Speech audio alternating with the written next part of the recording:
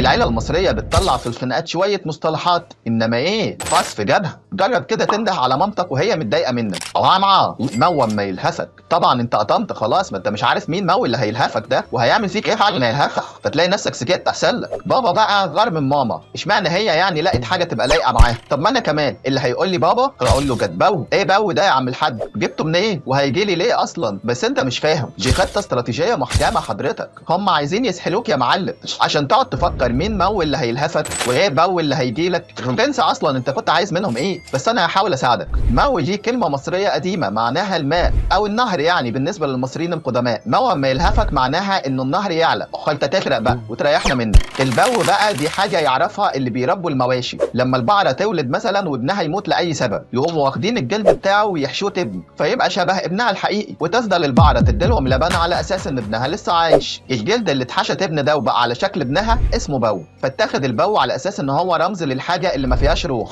ولا ليها لازمه وما فيش منها فايده. انت بقى ايه علاقتك بكل الكلام ده؟ مالكش علاقه، بس انت اتخذت في رجليه فهتروح تدور على حد تاني من العيله يمكن يسمع لك المره دي. عمي هو كان هيقول لك عو على فكره، بس هو لقى نفسه رايح كده في سكه العفاريت وممكن تقلب منه كوميدي، فقال لك لا مش هتنفع، انا هشوف لي كلمه تانية تبقى فيها نفس الحروف بتاعتي. فلقى انه عم ممكن تبقى عمى. طب ايه الحاجه اللي ما بتشوفش؟ قعدنا ندور لقينا ان الدبه نظرها ضعيف، فقلنا اما نلبس الواد فيها وبقت عمي عمى الدبه. الخال بقى يسكت ابدا، اشمعنى انا يعني؟ ده حتى الخال والد خاله كشخاو، لا مش هينفع. طب احنا ندور برضو على حاجه تانية فيها نفس حروف الخال. خال تبقى خلل، حلوه. طب خلل في ايه؟ قعد يقص عليك كده وانت واقف قصاده، ما هو مش عايز برضو يأذيك قوي.